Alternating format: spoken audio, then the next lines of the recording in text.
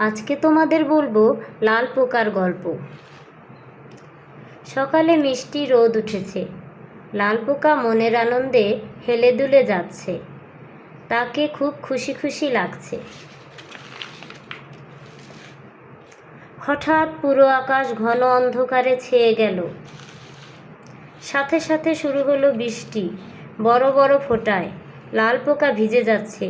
বৃষ্টি থেকে বাঁচার জন্য সে কী করবে এখন? কোথায় লুকাবে? লাল পোকা তাড়াতাড়ি একটা ঘাসের নিচে আশ্রয় নিল, কিন্তু তাতে কাজ হলো না। বৃষ্টি ঠিকই তাকে ভিজিয়ে দিতে লাগলো। এবার লাল পোকা একটা কাঁটাওয়ালা ডালের নিচে আশ্রয় নিল। এবারও কোনো কাজ হলো না। লাল পোকা বৃষ্টিতে ভিজতে থাকলো। একটু ভেবে এবার লাল পোকা গেল চিকন পাতার একটা ডালের নিচে, কিন্তু এখানেও সে ভিজে যাচ্ছে। শেষে লাল পোকা তাড়াতাড়ি গেল একটা কচু পাতার নিচে। যাক বাবা, এই পাতাটা বেশ বড়, এখানে আর বৃষ্টি পড়বে না।